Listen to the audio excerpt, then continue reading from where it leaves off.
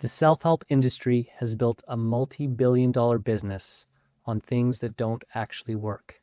And most people don't even know it, because what it does really well is gives you a sense that something you've just done or experienced or took makes you feel better than you did a moment ago, or a day ago, or a week ago, or a month ago. It gives short-term solutions, but never truly touches the origin of the problem.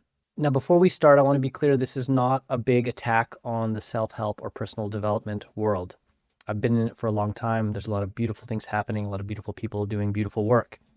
It's just good to know that so much of the economics of self-help and personal growth is not about really addressing the human condition.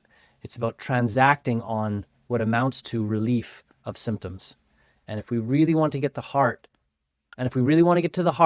of why we're here and what most satisfies and fulfills us, we have to get past relieving symptoms. We just have to. So if you're someone who's been at this for a long time and you've seen some results and you've been working and you've read the books and you've listened to the podcasts and you've done the programs, but it seems like you're still unable to really get at a full picture of what's going on and to get to the real roots of what feels distressing or incomplete or insecure about your life and about your relationships, this is for you. So today I'm going to share the 3 biggest things that we can learn that help us shift our paradigm, shift our whole approach to healing and to self-development in a way that allows us to really see what we want to see within ourselves and in the relationships closest to us. The first one is to shift from seeing pain as a problem to fix or make go away to a signal that is calling for our presence, care, and attention. This little shift makes a massive difference. Without even knowing it, without really recognizing it, most people in the world are relating to their anxiety, the conflict, the anger, the tension, the upset, the ruptures, all as these problems, a sense of what's wrong, a sense of what's broken, instead of recognizing that life wants us to heal. Life wants everything to come back into wholeness. It's sending you these unmistakable signals of distress and discomfort and pain so that we tend to it. How can we avoid it? And you might ask, well, why would it do that? Well, think about an intelligent system that actually wants to bring all of these pieces together so that what was left wounded or incomplete or disconnected or dissociated can come back together. What would you do? Well, you would create an opportunity to recreate those experiences so that what wasn't possible before could happen now. That's what our unconscious patterns are doing. It's not a sign of some kind of fundamental flaw in us. It's not a sign that we're broken. It's simply a sign that something we were born into, something that we experienced early on, was left incomplete. And it is our responsibility as adults to begin to come to it in a way that doesn't see the pain as a problem. It sees the pain as a signal that something was left unloved. Something was left uncared for. And now it is your responsibility to take care of it. That may not be fair, but it is possible. It is how life works. And when we take on this difficulty, when we take on the challenge of holding our pain with openness, with grace, and with care, the pieces in us that have felt impossible and deeply painful start to move back into full relationship with one another. And when we start to really get that, we start to see and feel the parts of us that have felt most at odds, most painful, most impossible, begin to soften and shift and come back into a full and collaborative relationship with one another. This is the shift from life feeling like a burden, life feeling like an unending sequence of pain and struggle, to life feeling like the most precious and sacred opportunity for us to be fully who and what we are, to fully express what we are into the world, and to share the joy and the beauty of that with the people that are closest to us. There is nothing in life more valuable and more worth it to give ourselves to give our life, our energy, our resources to, than figuring out how to bring those pieces into collaborative relationship, to bring ourselves into a place of wholeness that then enables us to bring that wholeness to the world. The reason our world is so fractured right now is because within individual human beings, there is so much fracturing. There is so much self-abandonment. There is so much unprocessed wounding. And the beautiful part is that we are literally built to heal all of this, but it doesn't happen on its own. So the shift I'm inviting here comes together in a really funny quote that I like to say. And that is, the problem is not the problem. Our problem with the problem is the problem. So you might want to say that a few times. It's a bit hard to get around, but it actually makes sense. When we cease to see what's difficult as wrong and bad, and we begin to approach it as if it's sending us vital, important, and accurate information about what we're meant to be with and care for and tend to, everything in our life begins to change.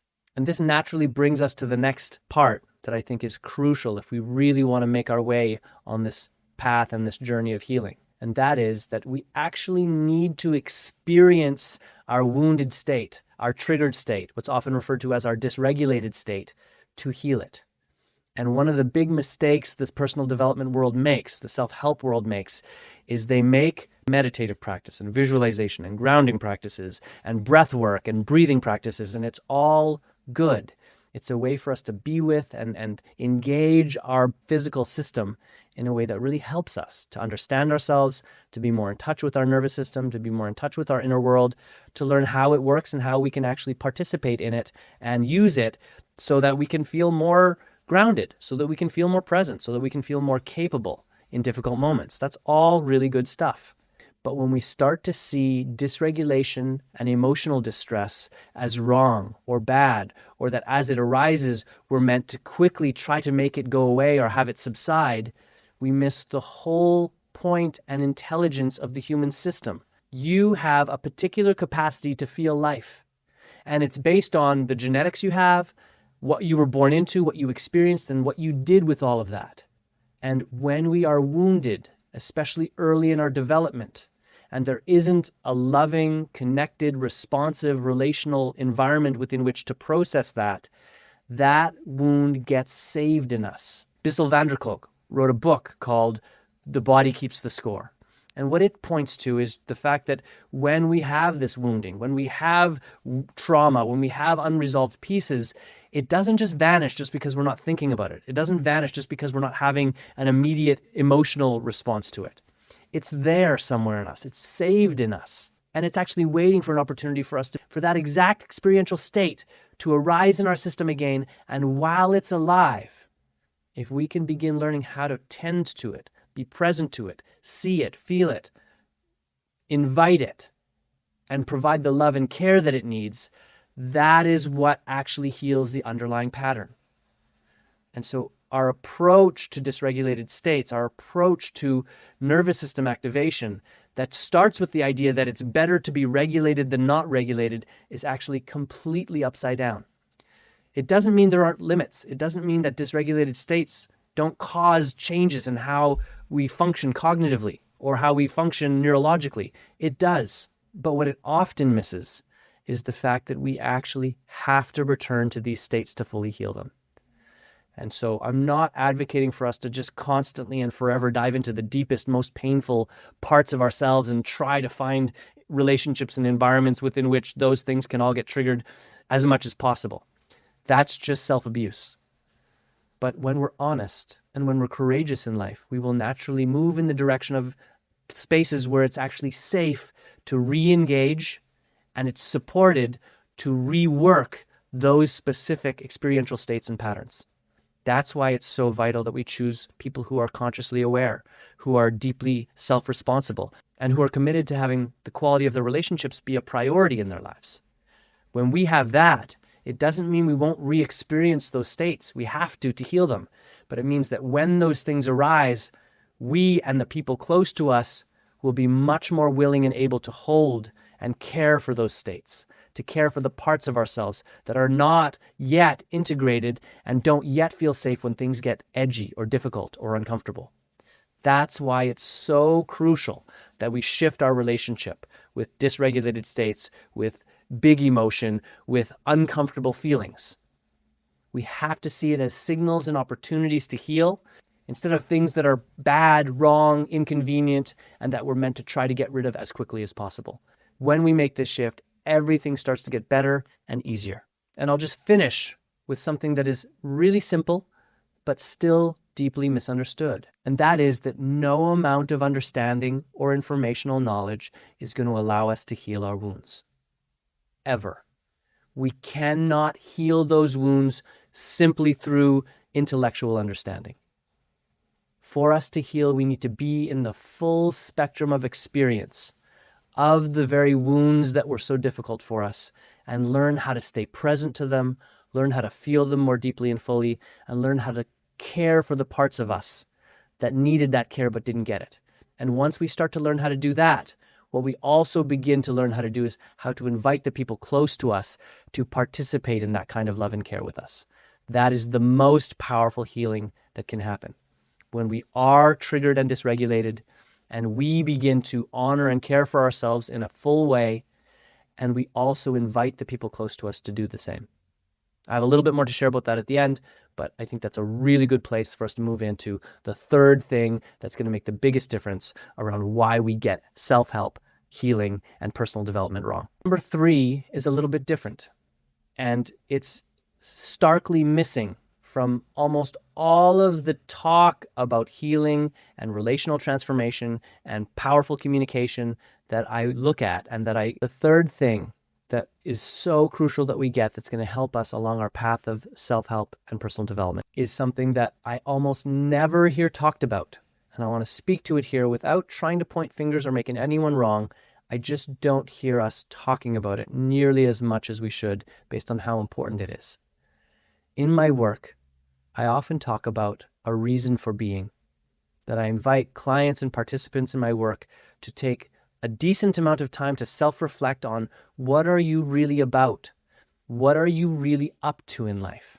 In other words, what could you orient to? What could you be in service to that would help you contextualize and make it worth it to, in good faith, engage what's most painful and difficult about your life, without running from it, without making it wrong, without feeling like a victim, to feel connected to a reason for being that allows you to walk the path that life has set out for you. So one of the ways to think about this is that we all have aspirations, a kind of more beautiful world that we would like to live in. Now, I think that should be an exploration that should refine over time, because some people, they want a pretty superficial future.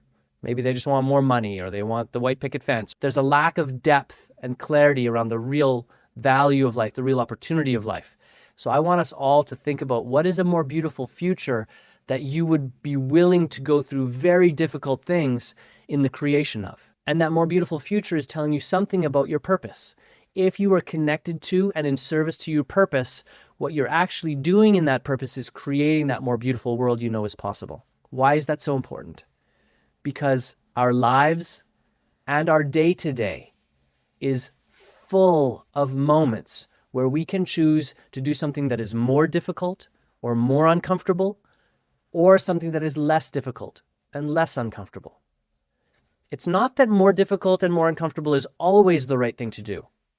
But I think when we're honest and we think about it and we look at ourselves, we know that usually the more difficult, more uncomfortable thing is the good thing. We might call it the right thing to do. And if we don't have a reason to choose that consistently, if we're not committed to choosing it in service to that more consistently, we will, often without our own awareness, choose the easier road. This is what regret is telling us. So if you are going through life and maybe your relationships are really hard, maybe there's conflict, maybe you're feeling rejected, maybe you're feeling alone, maybe you feel like love will never find you, maybe you feel like you can't find the work or the job that you most want, and it hurts. Now, first I want to say I get it. Life is hard, and in a way it is supposed to be hard. And when we have a connection to a reason for being that can help us make choices about what actually matters most, even if it costs us our comfort zone, even if it costs us pain and difficulty, that somehow in our hearts we know it's worth it. When we have that, we begin to cleanse our life of regret. And I love regret. I'm actually going to flip regret on its head, because most people think of regret as a negative emotion. I don't believe in that. I don't believe in negative emotion. I believe in emotion that feels uncomfortable or unpleasant. But it's not negative. It's bringing you information. So if you feel a lot of regret in your life, what life is telling you, what your body, what the intelligence of your body is telling you is that you're missing the mark. Things that genuinely matter to you are not being prioritized by you. And are you willing to allow the sting of regret, the piercing of regret and grief that often accompanies it, to remind you how important your choices are, to remind you how important it is that you take advantage of this incredible gift of life? And as you do, you start to build trust with yourself. You start to recognize that you are an honorable person. You start to remember that you are a powerful person. You start to see that you are a beautiful person. And that in making these choices each day that may not be the easier choice, but that you know is a choice that reflects what you actually care about most, you begin to love yourself more. You begin to create a life and relationships and internal world that you deeply long for and want to live in. I'm not against the personal development industry. I've been in it for many, many years. I've loved and appreciated so much of what I've got from it, what I've been able to give to it. I am saying that, there are so many places where we miss the mark. Some of it in good faith, we're just making honest mistakes, but there are people that are actually acting in bad faith. There are people that know better and don't do better. There are ways in which we're not honest with ourselves, and it costs us. It costs us way more than we recognize, and I don't want you to keep making mistakes that you're going to look back on and feel regret around, because I know you don't have to do that. You can show up and be the kind of person that you long for, both in partnership, but also to be the person you know you want to be in the world, because you know what you would like to give to this world. The last thing I really want to say is for you to remember, you are not broken. There is nothing fundamentally wrong with you. And that doesn't erase what has been difficult, what is not fully functional or what not fully healed in you. It doesn't erase all of that. It just allows you to have a frame and a lens through which to look and see and feel, where you don't start with the idea that you are wrong and bad. That is not helpful, ever. When you are not wrong and bad, when what's happened to you is not the point of your life and it's not the limiting factor in your life, when you can start to re-engage your presence and your agency and to act it out in service to what matters most to you, all of the things that you've been looking for in your self-discovery, in your personal development journey, start to become clear, obvious, and accessible. This is where all real and lasting change comes from, and it's something that is ever available to you. And it doesn't come free. You actually have to pay the cost of facing and feeling the things that you've been avoiding. And that's just an unavoidable truth of this journey. But because I know you're committed to it, and because I know you want the truth and you want what you're capable of more than you just want comfort, I know that this is the road you actually want to be on. And how life-affirming and how supportive does it feel to really know that? So thank you for listening.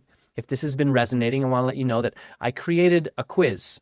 It basically identifies and explores what I've seen as the most relevant elements and markers for what our template is, what our blueprint for life and relationship is. And it creates a powerful output for you that allows you to see it all with more clarity and more simplicity than ever before. And it also gives you some really simple takeaways of things that I believe are going to make the biggest difference for you. If that sounds good, please check out the quiz. It's free. And if you want more information on how to work with me, I would love to hear from you. I'm at www.dolphinkasper.com. Thank you for being with me, and I look forward to sharing more soon. If you haven't already, please subscribe to the channel. It really supports what I'm doing here, and I look forward to sharing more with you soon.